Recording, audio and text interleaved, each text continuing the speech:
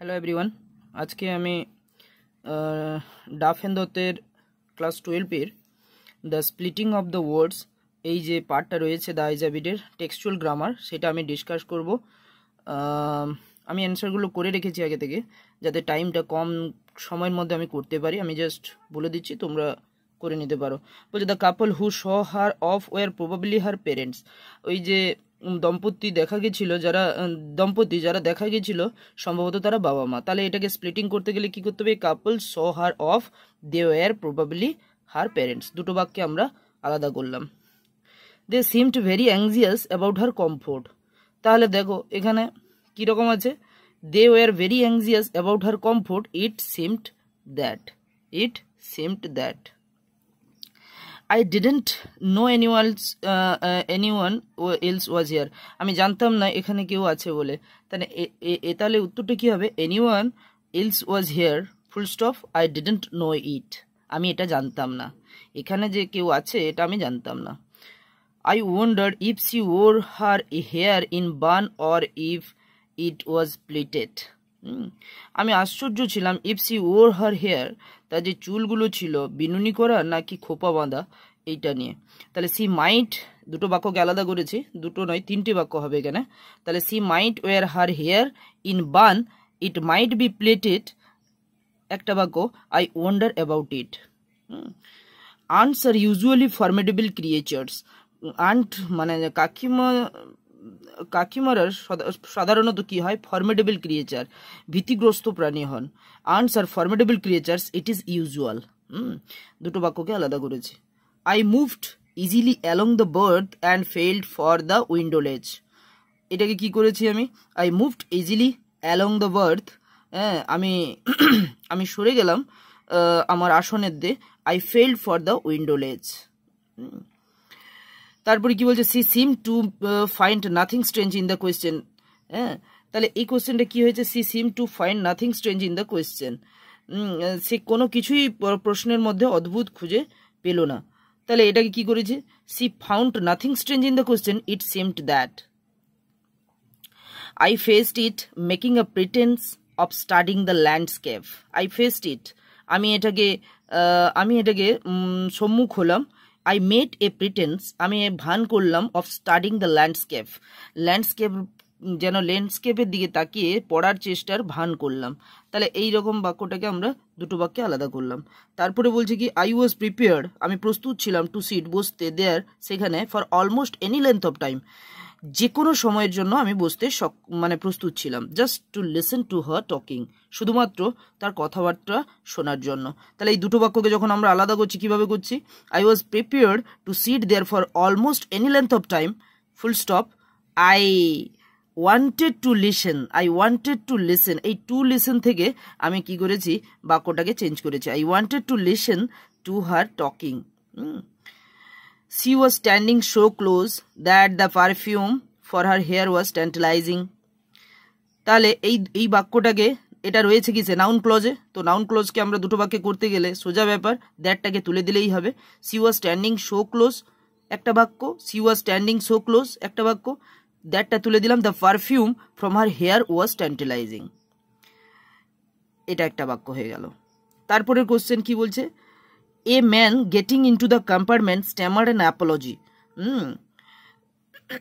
বলছে কি? A man getting into the compartment মানে কামরায় একটা মানুষ উঠেই সে stammered an apology, মানে কিছু একটা সমস্যার মধ্যে জড়িয়ে সে কি করলো? ক্ষমা প্রার্থী হলো। A man got into the compartment একটা বাক্য, he stammered an apology, হিটাকে এই ম্যানটা, যেহেতু আমি এই দুটো বাক্যকে আলাদা করছি, আমরা জানি যে জয়নিং সিম্পল বা কমপ্লেক্স হোক, এই স্প্লিটিং এর ঠিক জয়নিংটা হচ্ছে জয়নিং সেন্টেন্স স্প্লিটিং এর ঠিক উল্টোটা। সেরকম স্প্লিটিং যখন আমরা করব, জয়নিং যেভাবে রুলসে করছি তার উল্টোটা হবে। The man who had entered the compartment broke into my reverie. কি বলছে? দ্য ম্যান মানুষ যে কি করেছিল? এন্টার্ড প্রবেশ করেছিল, কম্পার্টমেন্ট কামরায়, ব্রোক ইন্টু মাই রেভেরি যে আমার দিবা স্বপ্নটাকে ভেঙে দিয়েছিল। তাহলে এইরকম বাক্যকে আমরা কি করব? A man had entered the compartment একটা বাক্য। হিটাকে ওই মানুষটা, যেহেতু আমি এটা অ্যাডজেক্টিভ ক্লোজ দিয়ে করেছি সেই জন্য হি আসবে। কেন? কারণ ওই মানুষটার কথা বলা হচ্ছে, সেই জন্য হি ব্রোক ইন্টু মাই রেভেরি। তারপরে কোশ্চেন কি বলছে, আই আনসার কোয়াইট কনফিডেন্টলি। এইখানে দেখো কনফিডেন্টলিটা কি আছে, এলওয়াই যোগ আছে, আমরা জানি এলওয়াই ম্যাক্সিমাম ওয়ার্ডের ক্ষেত্রে সেটাকে কি বলা হয়, অ্যাডভার্ব। তাহলে এই অ্যাডভার্ব বাক্যকে আমাকে আর একটা দিয়ে ক্লজ বানিয়ে দিতে হবে, সিম্পল বাক্য বানিয়ে দিতে হবে, দিলেই হয়ে গেল। তাহলে I answered, I was quite confident, এই কনফিডেন্টটা এখানে কি হয়ে গেল, অ্যাডজেক্টিভ।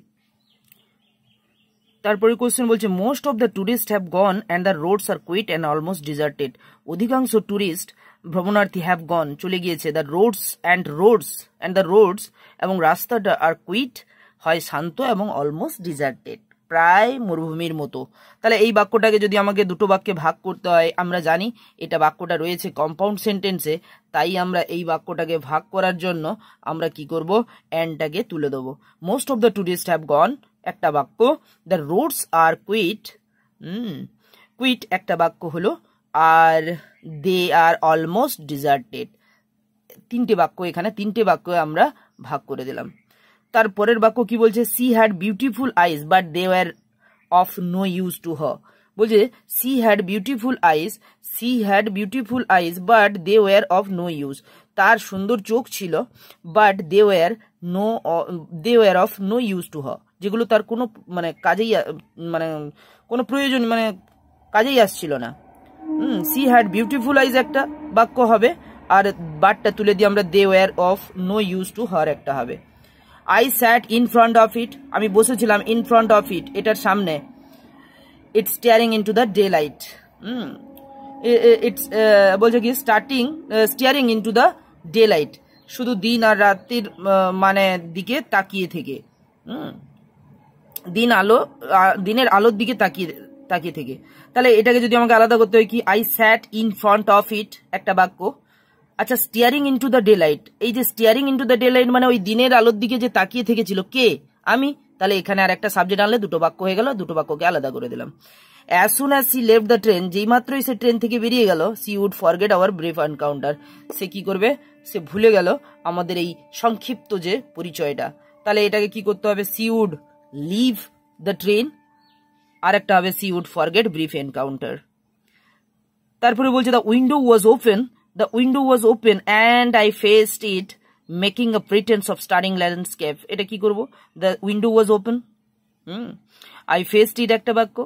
এইখানে making a pretence of studying the landscape, এই বাক্যটাকে যখন আমরা চেঞ্জ করব, আচ্ছা আমাকে একটা কথা বলো, দ্য উইন্ডো ওয়াজ ওপেন, জানালাটা ছিল খোলা, অ্যান্ড আই ফেসড ইট, অ্যান্ডটা তুলে দিলাম, দিয়ে আই ফেসড ইট একটা বাক্য বানালাম, যেহেতু আমি স্প্লিট করছি, বাক্যগুলোকে ভাঙছি।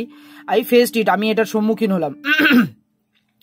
Making a pretence of studying the landscape, making a pretence of studying মানে কি, ওই ল্যান্ডস্কেপের দিকে তাকিয়ে মানে ল্যান্ডস্কেপ পড়ার মতন ভান করছিলাম, কে করছিল, আমি।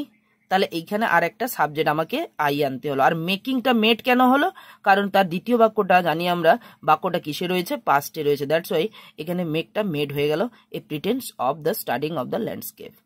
আমি এই স্প্লিটিং দ্য আইজ হ্যাভিডের যতগুলো স্প্লিটিং ছিল আমি করে দিলাম, এবং যদি এটা হেল্পফুল হয় তাহলে অবশ্যই আপনারা আপনাদের বন্ধু বান্ধব এবং পার্শ্ববর্তী ছোট ভাই বোনদেরকে অবশ্যই শেয়ার করবেন, যারা এবছর নতুন এইচএস দেবে। যদি ভিডিওটা ভালো লাগে অবশ্যই আমার চ্যানেলটিকে সাবস্ক্রাইব করবেন এবং পাশে বেল আইকনটি প্রেস করবেন। ধন্যবাদ।